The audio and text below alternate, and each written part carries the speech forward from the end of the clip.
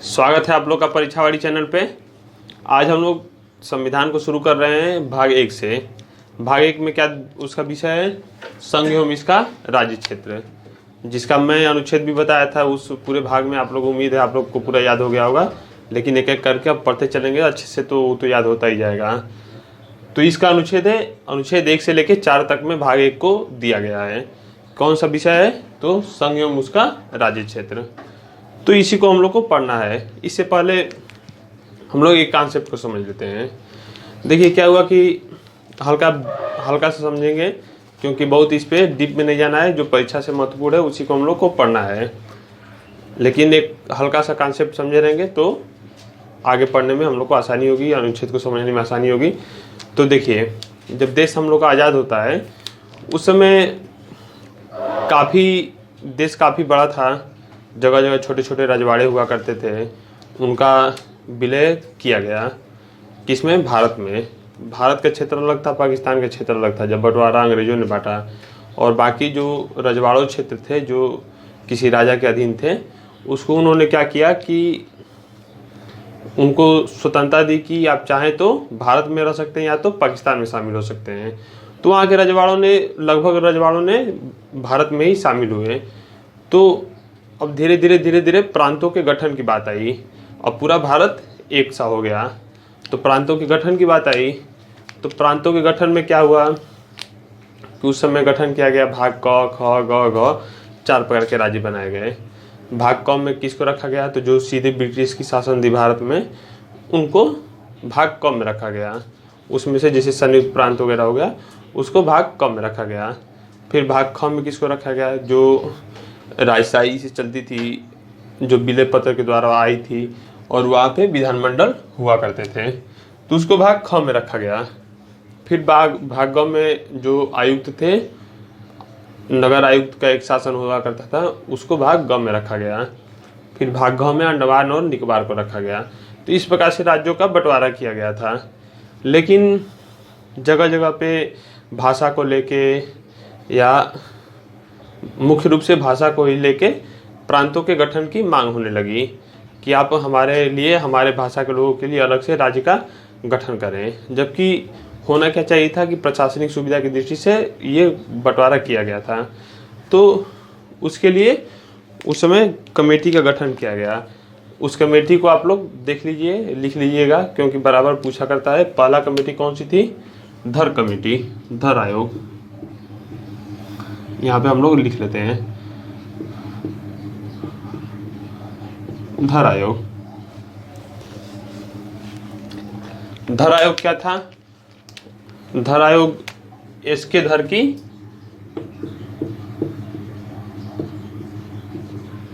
1948 में गठित हुई थी ये कमीशन। इसने क्या किया कि इसने मना कर दिया कि देश का प्रांतियों का बंटवारा भाषा के आधार पे नहीं होना चाहिए, उसका प्रशासनिक सुविधा के आधार पे ही बंटवारा प्रांतों का होना चाहिए। तो ये धर आयोग 1948 में गठित हुआ और 1948 में रिपोर्ट भी पेश कर दिया। काफ़ी इसका विरोध हुआ। उसके बाद दूसरी कमेटी आई, JVP, 1948 में आई और 49 में इसने भी रिपोर्ट पहुंचा, और इसने औपचारिक रूप से स्वीकार किया कि नहीं, भाषा के आधार पे गठन होना चाहिए। JVP समिति में कौन कौन थे, तो जवाहरलाल नेहरू, J से V से सरदार वल्लभ भाई पटेल, P से पटाभी सीतारामैया थे। तो ये तीनों ने मिलके अपना रिपोर्ट पेश किया 1949 में। उसमें औपचारिक रूप से स्वीकार किया गया, लेकिन बंटवारा नहीं किया गया। लेकिन पहली बार 1953 में आंध्र प्रदेश का भाषा के आधार पर गठन करना पड़ा, क्योंकि वहाँ पे पटाभी एक श्रीमालू थे, कांग्रेस के बड़े अच्छा नेता थे। उनको 54 दिन के भूख हड़ताल पे उन्होंने अपनी को मृत्यु कर लिया, मतलब आत्महत्या कर ली एक तरह से करेंगे तो काफ़ी जन आंदोलन इसको देखते हुए भाई भूख हड़ताल पे बैठे थे, और किसी की मृत्यु हो जाती है कोई मांग को लेके, तो जाहिर सी बात है कि जनता में विरोध की ज्वाला भड़क उठेगी, हिंसा पे लेके उतर गए। तो उसको ध्यान में रखते हुए आंध्र प्रदेश का 1953 में गठन करना पड़ा। फिर जब सबसे आखिरी कमीशन का गठन हुआ, फजल अली,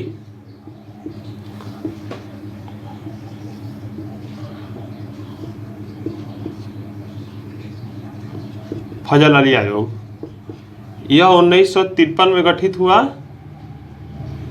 और 1955 में इसने रिपोर्ट दिया। ये फजल अली की अध्यक्षता में हुआ भी था, उन्हीं के नाम पे ये कमीशन का नाम पड़ा।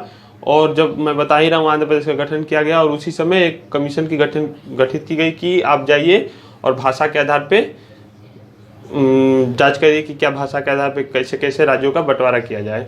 तो उन्होंने अपना रिपोर्ट पेश किया, कुछ अन्य भी बातें लिखी, भाषा के अलावा प्रशासनिक सुविधा का भी ध्यान रखा जाए, इधर वैसे तरीके से बातें अपनी उन्होंने सिफारिश में लिखी, जिसको बहुत डीप में नहीं जाना है आप लोग को, बस एक कॉन्सेप्ट समझे रखना है। ठीक, अब देखिए इसमें राज्यों का गठन हुआ, इसको मैं लास्ट में बताता हूँ क्योंकि वो भी पूछता रहता है परीक्षा में कि 16वां राज्य कौन सा है, 17वां राज्य कौन सा है, 18वां राज्य कौन सा है, तो इसको लास्ट में बता देता हूँ। तो इसी के रिपोर्ट के आधार पे 14 राज्य और 6 केंद्र शासित प्रदेश बने, तो वो आगे हम लोग पढ़ेंगे। ठीक, तो हम लोग भाग 1 में देखते हैं क्या क्या है। भाग 1 में क्या है, तो अनुच्छेद 1, 2, 3, 4 है, तो एक एक अनुच्छेद को करके हम लोग समझ लेते हैं। बहुत कुछ है नहीं, बस नॉर्मल सा समझने वाली चीज़ है, समझेंगे आराम से समझ जाएंगे। क्या है, संघ के क्षेत्र का नाम। संघ के क्षेत्र का नाम दिया है कि अनुच्छेद 1 कहता है कि भारत यानी इंडिया, या इंडिया यानी भारत, जो कि राज्यों का संघ है।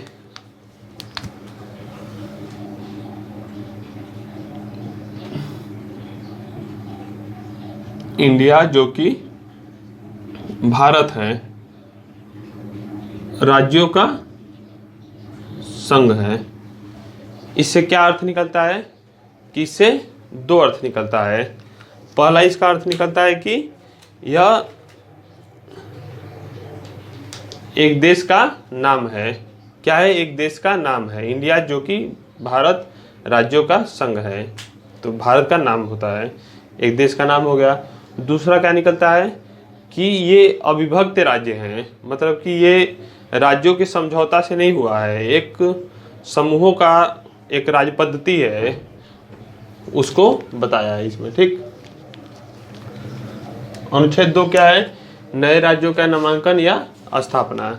देखिए भारत भी क्या है, भारत और अमेरिका में भी राज्य हैं, भारत में भी राज्य हैं तरह तरह के, लेकिन दोनों में क्या अंतर होता है कि भारत जो है वो अविभक्त राज्यों का, विभक्त राज्यों का अविभक्त संघ है। मतलब कि इसके राज्य को तो तोड़ा मोड़ा जा सकता है, राज्य में बंटवारा किया जा सकता है, निर्माण किया जा सकता है अलग से, लेकिन केंद्र में इसको के बदलाव नहीं किया जा सकता।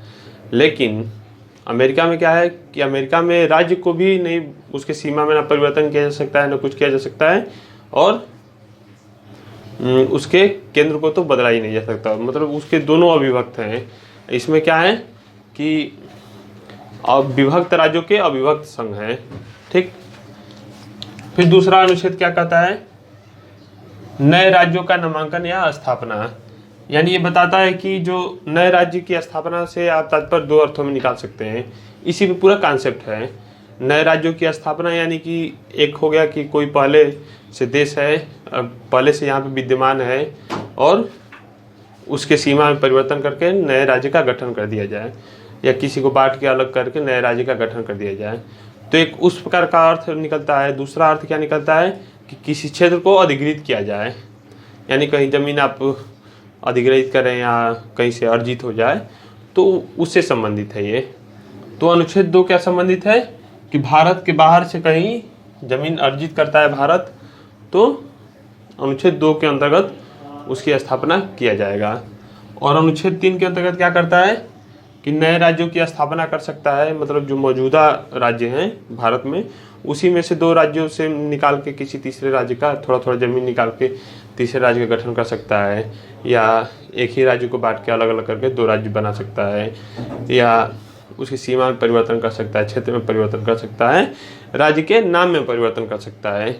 ये चीज़ें आर्टिकल 3 में कही गई हैं, क्योंकि भारत में ऐसा प्रावधान है कि राज्य एक सुविधा की दृष्टि से इस समय बनाया गया है, केंद्र को सख्त रखा गया है, राज्य को जब चाहे तब तोड़ा जा सकता है, यानी कि उसको विभक्त किया जा सकता है, नाम में परिवर्तित किया जा सकता है, सीमा क्षेत्र सब में किया जा सकता है। लेकिन आप लोग को कॉन्सेप्ट क्लियर रखिएगा जो आर्टिकल 2 है वो किस लिए करता है, जो भारत से बाहर अर्जित करके आए हों, यानी उदाहरण द्वारा समझिएगा कि घर से आप हैं, घर की ज़मीन को यदि भाई से बंटवारा होता है तो उसके लिए अलग से प्रावधान किया गया है, यानी कि घर और बाहर से कोई ज़मीन खरीदा गया है उसके लिए एक अलग से आर्टिकल दिया गया है। तो इस कॉन्सेप्ट को आप लोग समझे रहिएगा। फिर अनुच्छेद 4 में क्या है, अनुच्छेद 4 कहता है कि जो भी 2 या 3 के अंतर्गत कानून बनाया जाएगा या संशोधन किया जाएगा वो एक साधारण अधिनियम के द्वारा किया जाएगा, इसको संविधान में संशोधन नहीं माना जाएगा। ठीक, यह साधारण विधायी प्रक्रिया द्वारा संशोधित किया जाएगा।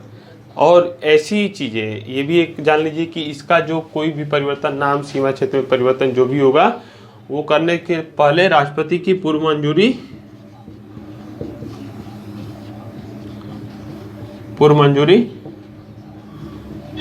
होनी आवश्यक है। राष्ट्रपति के पूर्व मंजूरी के बाद ही यह सदन में पेश होता है और उसको विधायी रूप लिया जाता है। तो ठीक इतना ही है, बहुत कुछ है नहीं। अब एक बार हम लोग देख लेते हैं राज्यों का क्रम और कुछ नामों में परिवर्तन किया गया है राज्यों के, उसको भी समझ लेते हैं।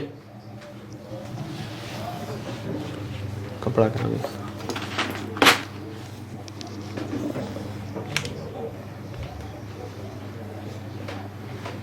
कपड़ा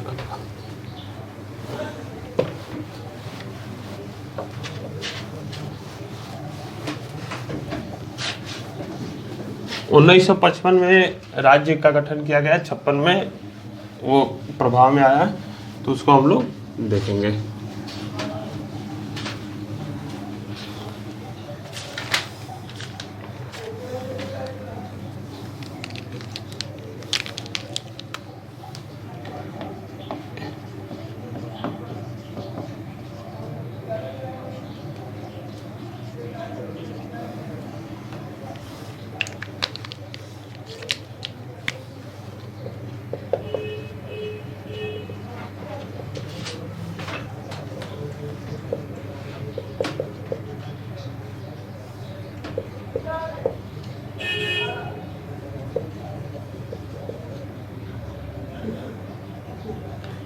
मध्य प्रदेश,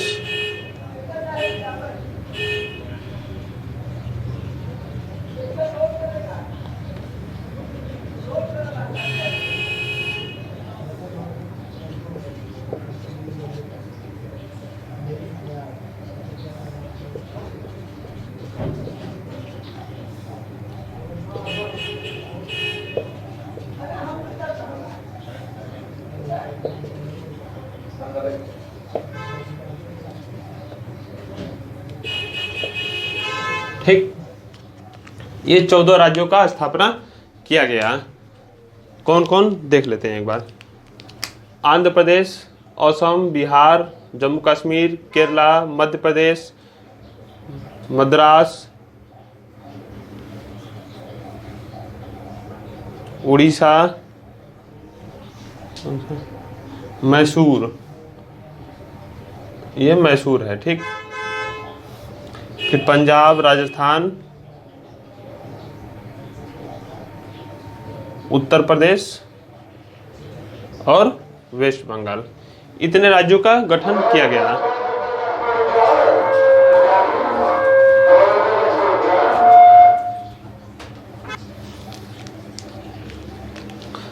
क्या हुआ कि बाहर काफी तेजी से आवाज आने लगा, इस वजह से वीडियो को थोड़ा सा रोकना पड़ा। देखिए फिर से आने लगा सायरन पुलिस की। तो देखिए इसमें क्या होता है कि इतने राज्यों को निर्माण 1956 में किया गया, 14 राज्यों को। अब 15वां राज्य बनाया गया गुजरात को।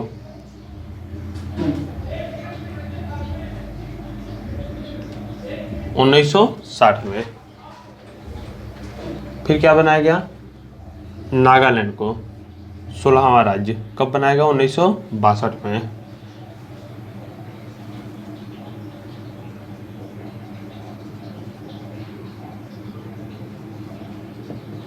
हरियाणा को 17वां राज्य बनाया गया 1966 में। फिर हिमाचल प्रदेश को 18वां 71 में बनाया गया। इस सन आप लोग समझते चलिएगा और उसके बाद कौन सा क्रम है ये देखते चलिएगा। फिर 19, 20, 21 ये तीनों को एक साथ बनाया गया। कब बनाया गया? तो ये भी 71 में ही बनाया गया। पहले हिमाचल प्रदेश को केंद्र शासित प्रदेश बनाया गया था, फिर उसके बाद उसको राज्य का दर्जा प्रदान किया गया। तो हम लोग को बस केवल राज्य को समझना है, वही पूछता है। फिर सिक्किम को बनाया गया, कौन सा राज्य? 22वां राज्य। कब बनाया गया? तो 75 में। फिर मिजोरम, अरुणाचल प्रदेश और गोवा को 87 में बनाया गया। ठीक, ये क्रमशः 23वां, 24वां, 25वां राज्य थे। फिर छत्तीसगढ़, उत्तरांचल और उत्तराखंड, झारखंड को सन 2000 में बनाया गया।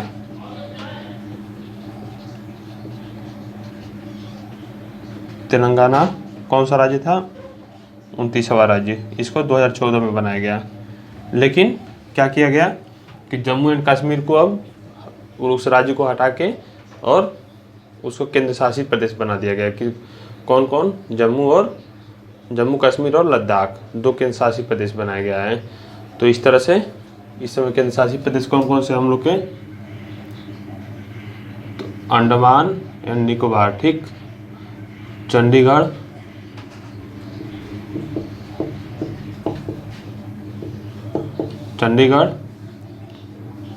फिर दादर नगर हवेली और दमन एंड दीव को एक ही में मिला दिया गया है। ये आप लोग करंट क्वेश्चन याद रखिएगा।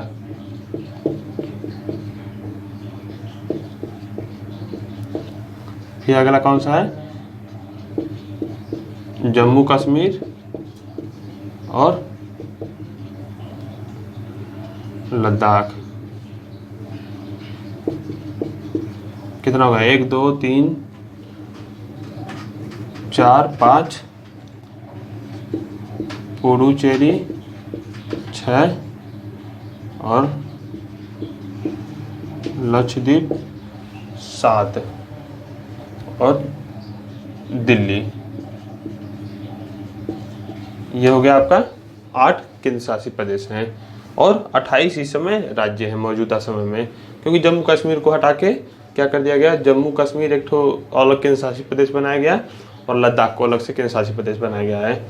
फिर दादर नगर हवेली और दमन दीव को मिला के एक राज्य बना दिया गया है। तो इतना आपका प्रोफार्मा है।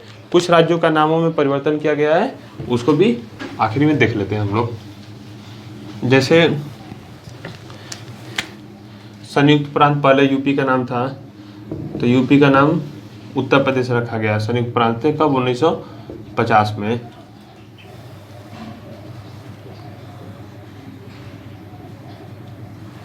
फिर 1969 में क्या रखा गया? मद्रास को तमिलनाडु बनाया गया। किससे? मद्रास से। ठीक, आप लोग टिक को समझते चलिएगा। टिक क्या मतलब? कॉन्सेप्ट को समझते चलिएगा। फिर अगला क्या है? मैसूर से, ये हमसे पहले इसको मद्रास का थे तमिलनाडु को, फिर मैसूर को अब कर्नाटक बना दिया गया। कब? 1973 में।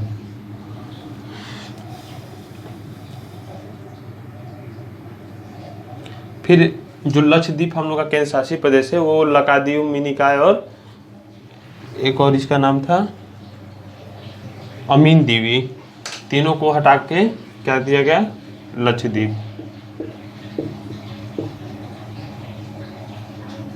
इसका पुराना नाम क्या था? अमीनी द्वीप, मिनिकॉय, लक्षद्वीप, इसका पुराना नाम था। ये भी 1973 में ही बदला गया। ठीक, फिर दिल्ली का नाम बदल के नई राष्ट्रीय राजधानी क्षेत्र एनसीआर दिल्ली बोला गया। ठीक,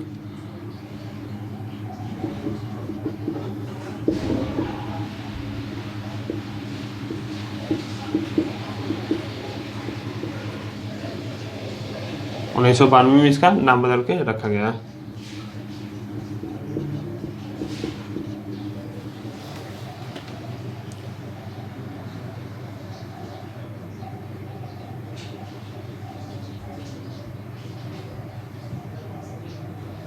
फिर 2006 में उत्तराखंड का नाम बदल के उत्तरांचल रखा गया है। अरे उत्तरांचल का नाम रखे उत्तराखंड रख दिया गया, ठीक। पहले इसका क्या नाम था, उत्तरांचल। यही चीजें हैं क्रमशः। फिर पुडुचेरी को भी, पहले पांडिचेरी था तो पुडुचेरी कर दिया गया 2016 में ही, पुडुचेरी। पहले क्या था, पांडिचेरी।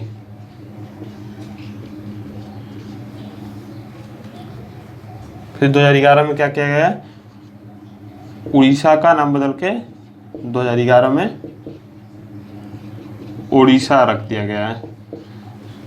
न समझ में आए तो बातों द्वारा चीज़ों को समझिएगा, सुनिएगा कि क्या क्या नाम को बदल बदल के रखा गया है। यानी संयुक्त प्रांत यूपी को बदल के 1950 में उत्तर प्रदेश रख दिया गया है। मद्रास को तमिलनाडु रख दिया गया 1969 में। मैसूर को कर्नाटक रखा गया 1973 में। लक्षद्वीप को बनाया गया जिसमें अमिनिका और लक्षद्वीप तीन थे, उन तीनों को मिला के लक्षद्वीप रखा गया 1973 में ही। फिर दिल्ली जो था केंद्र शासित प्रदेश, उसको राज्य का दर्जा बिना दिए ही नई राष्ट्रीय राजधानी क्षेत्र दिल्ली रखा गया 1992 में। फिर उत्तराखंड का पहले नाम था उत्तरांचल, जब इससे यूपी से बंटवारा हुआ उसका तो उत्तरांचल नाम था, तो लेकिन 2006 में नाम बदल कर उत्तराखंड रख दिया गया। पांडिचेरी पहले कहलाता था, पुडुचेरी रख दिया गया उसका नाम। फिर उड़ीसा को ओडिशा कहा जाने लगा 2011 में, ठीक। तो इतना ही चीज़ें हैं, बहुत कुछ है नहीं इसमें, बस इतना जितना मैं बताया हूँ उससे ज़्यादा परीक्षा में प्रश्न बाहर नहीं आता है। बाकी और डीप में जाने की ज़रूरत नहीं है। जिस परीक्षा के लिए अध्ययन हो रहा है उस परीक्षा में उससे बाहर का प्रश्न नहीं आएगा। तो आज के लिए इतना ही, ठीक है। फिर हम लोग अगले क्लास में भाग 2 को लेके आएंगे जो नागरिकता रहेगा, ठीक है। धन्यवाद।